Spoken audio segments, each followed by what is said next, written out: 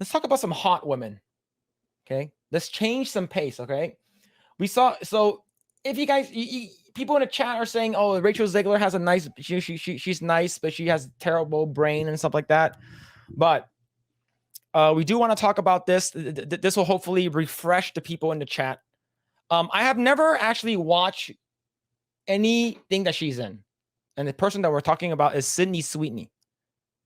Yeah, I never me watched too. anything that she's in, Yeah, but yeah. I heard that people were actually trying to cancel her maybe a couple months ago. I believe she went to like a wedding or a party with her family, and her brother was wearing some kind of hat that the left didn't like. And they basically started to call her out, saying that, oh, you shouldn't be around these people. You should let your brother know that he's on the wrong side of history or some shit like that. But the reason why we want to talk about this is coming to us from Bounding in the Comics, and this has to do with Sydney. Sydney Sweeney defends herself against accusations of being over-sexualized. Quote, I find power in my femininity. Grae, how do you feel about that, man? Make women hot again, in Hollywood at least. Yeah, probably just let her be. It's like, they know what they're doing. I've said this before. They know what they're doing. It's like, during your prime years, when you're most attractive to most people, I mean, go ahead, do what you gotta do to make your money. I mean, no judgment there. It's like, yeah, it's easy to say, oh, that's not moral. That's so disgusting. That's so against, especially in the Catholic faith.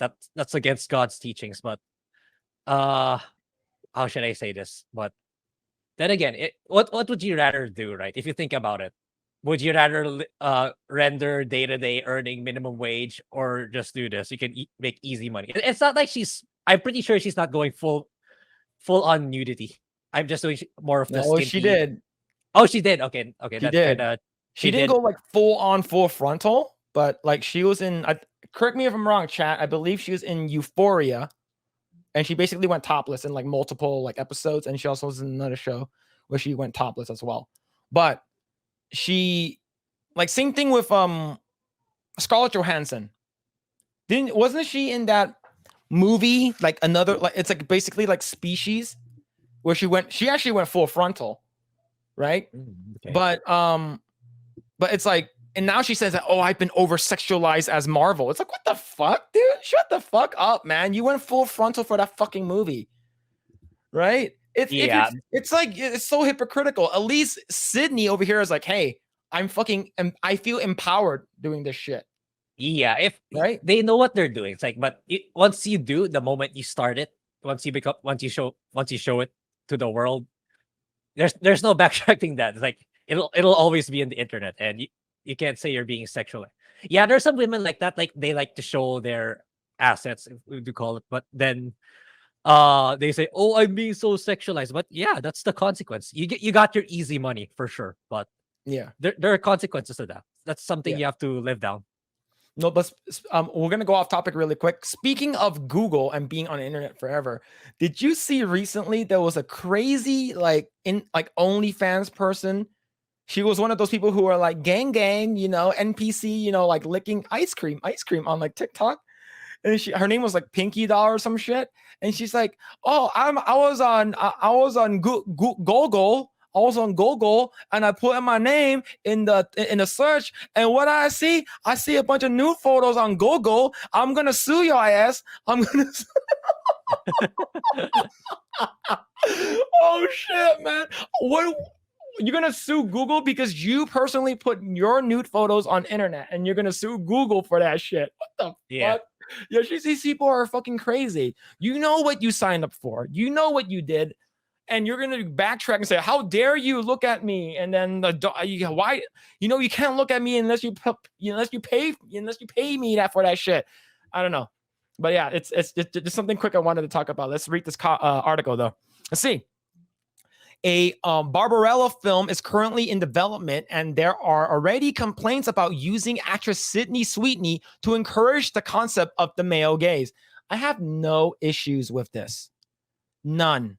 I think that she's hot. I think she knows exactly what she's doing.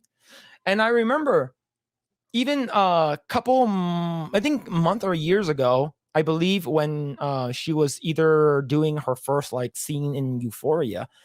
I think someone was trying to hack into her phone or something like that, or someone was trying to look for her nudes, and she basically said, "Look, you can see all of this shit on Euphoria. It's already out there. You don't need to look for them anymore." I'm like, hey, at least she's like owning up to her shit, right? Yeah. Yeah, but I think she's good, and I like Barbarella. I think Barbarella is pretty cool. The Emmy nominee actress is currently set to star in an executive produce a new Barbarella movie for Sony Pictures. The film will be based on a 1968 cult classic movie that starred Jane Fonda as a space adventurer who was sent to Earth by Earth's president to retrieve the evil scientist Duran from the Tau Ceti planetary system. The Sony backed project is far from seeing the light of day, as of the writer and director has yet to be selected for the project. Sweeney, who is known for her role in HBO series Euphoria, is excited to play the cult classic character in the on the big screen, as she is dismissing any concerns about portraying the more sexually charged aspects of the story. And I believe she's also going to be playing Madam Web as well for Marvel Spider-Man. I'll be honest, I have no idea who that is. I know she's part of the Spider-Man universe, but I have no idea who she is. Yeah. Let's see. In an interview with Variety, Sweeney said that displaying femininity on the screen is not a concern she's worried about with the role. I find power in my femininity. I use my brain. I use everything that I'm learning every single day in this industry as my power. Knowledge is everything.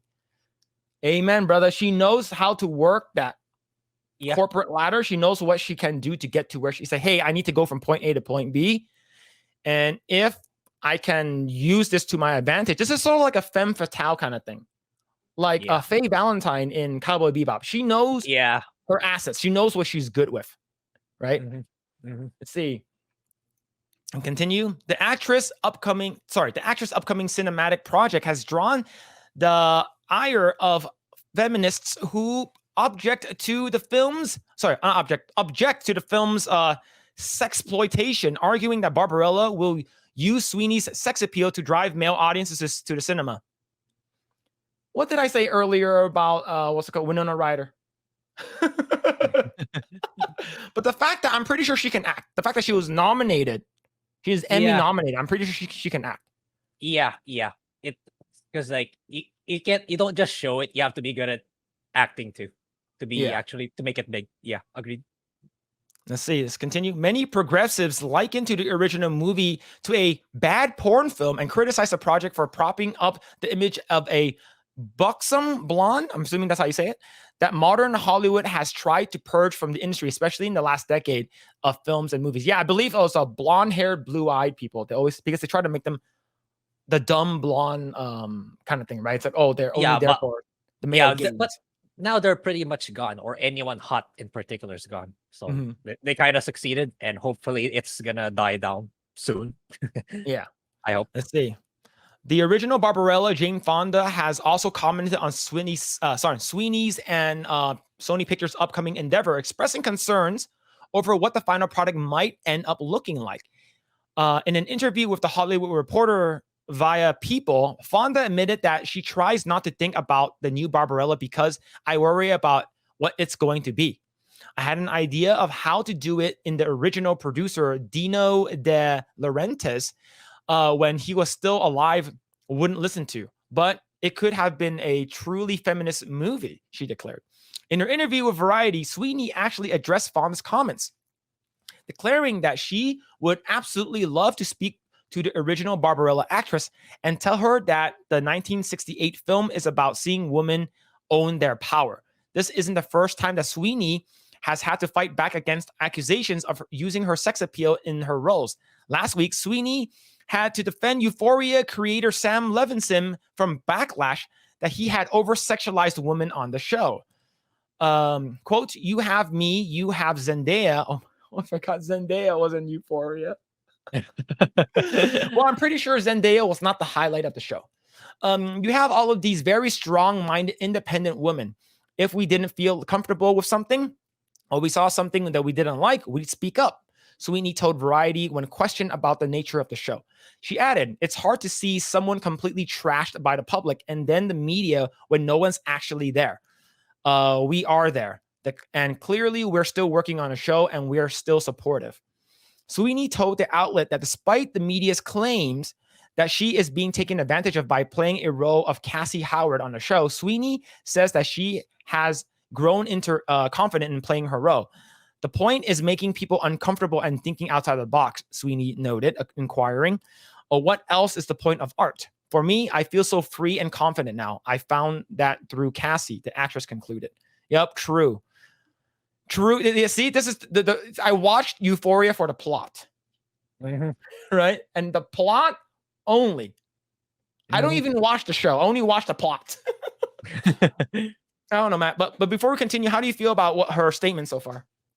Yeah, it's kind of refreshing. That's what we need to hear nowadays. It's like you know what you're getting yourself into when the moment you start to get into it. It's like you cannot backtrack anymore, and you know what's gonna happen.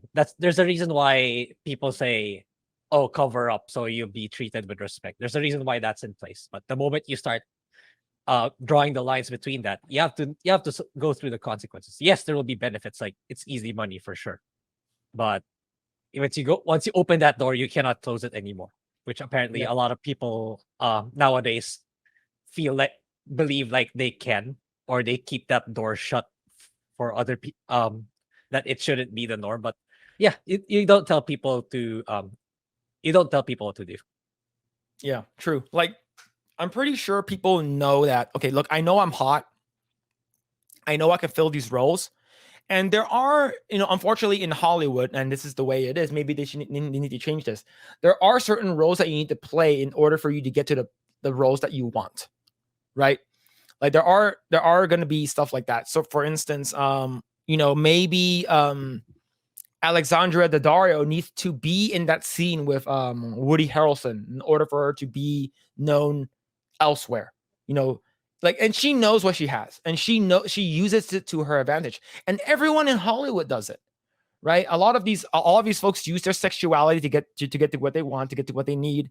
And the fact that you are just coming out and saying, "Hey, I know that, like I know what I'm doing. Don't tell me what, like you said, don't tell me what to do. I know what I'm doing," right? Yeah, it's actually this is a bit more controversial. It's like this is also what I think about Harrison Ford. It's like, oh, you let Indy be ruined in the last movie, but hey, if I get $20 million, like who cares? Like a part of me understands that. I know that sounds controversial, but a part of me understands. It's like, who cares about the character? I get 20M, right? Yeah. It's like I'm set for. I even get more money that'll make me more set for the rest of my life. So who cares? Who cares if I destroy the character? I know that's just me, but that's kind of like builds on the argument. Yeah, I 100% agree. Like, it's like, I remember back in the day, I forgot this guy named Steve Nash. He used to play for the NBA Lakers, and he was basically benched the entire time. And he's like, I know that I'm benched the entire time, but I need the money. It's like, well, at least he's honest, right? Yeah. All right, let's see. Sweeney has found her having to defend her perceived image in the media multiple times over the course of last year. I'm not sure if I want to see this on Instagram. Hold on. Make sure it's not like, make sure it's safe for work. That's fine. That one's fine. That's fine. We don't need to show that though. Let's see. Last August, Sweeney and her family took heat. There it is. This is what I'm talking about earlier. From social media, because during her mother's 60th birthday party in Idaho, various members of her family wore the MAGA-inspired clothing, which led to people believing her family were Trump supporters. Oh, there it is. Attendees at the party wore MAGA-styled parody hats that read, "Make 60 Great Again," to celebrate Sweeney's mother's birthday, which angered social media users for being too closely associated with the former President Donald Trump. Some went as far as to accuse her family of racism.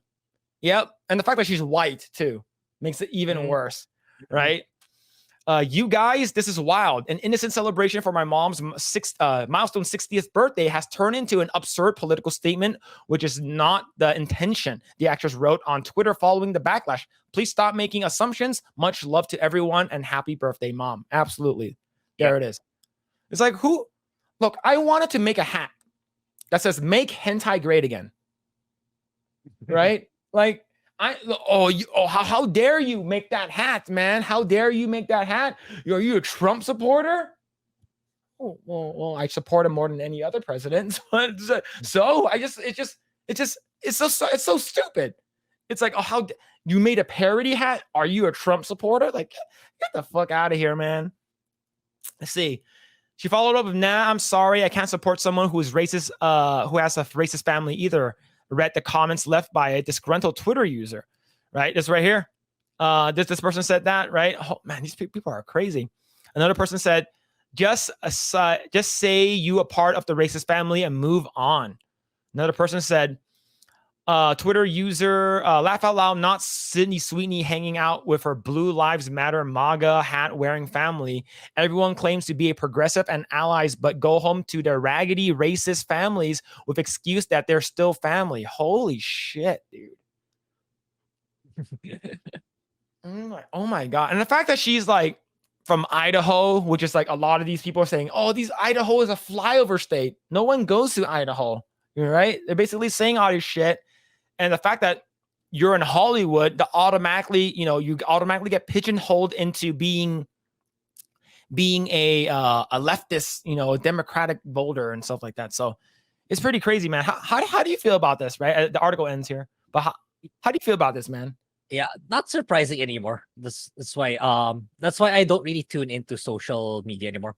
Like the Facebook account I have is like its sole function is for me to read news.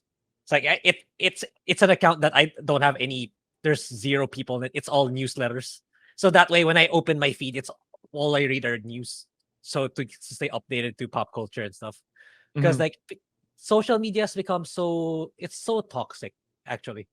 It's like even your friends or people it kind of destroys them, in my opinion, especially when it comes to election stuff. You see them they become so vile and malicious that you never thought they had that kind of side in them. That's why what do you call this?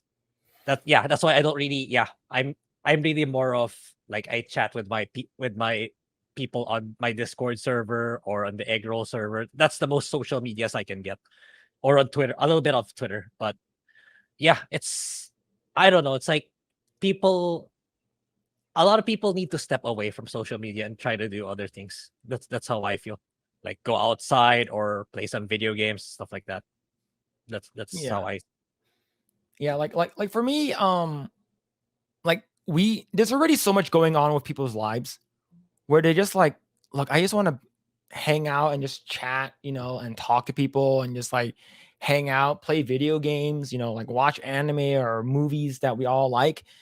And we just call stuff out that we don't like. And and the fact that like she's considered a public figure since she's a movie star or a TV star or whatever, like now, like let's say if her family is like a Trump supporting family, who gives a fuck? Yeah. Who fucking cares? It's her family. Exactly. Are you gonna berate her? It's like, oh, your family's a piece of shit. You should remove yourself from your family. It's like, what the? Are you serious? Yeah. Who gives a it's fuck? like that. It's like that in the Philippines too, especially before election time. It's like, oh, I'm sorry, but this involves me now too. It's like they put themselves in the intellectual higher ground, and that's why they keep losing all the time. It's the people who usually frame these are actually the people I know. The more who gets to live life with more privileges, the more elite, should I say, in class. It's like their preferred politician always loses because they're so condescending to the masses. They've always framed the narrative to the masses like they're a bunch of idiots. Like, why do you go for this corrupt politician, stuff like that?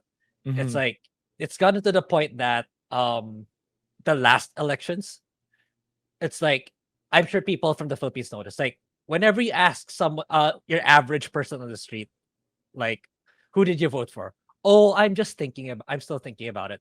But when my mom brings up that she voted for their preferred politician, they admit, oh, I vote for that politician too. So they don't even share their preferred politician anymore because they know they will get pushback from people from the higher classes.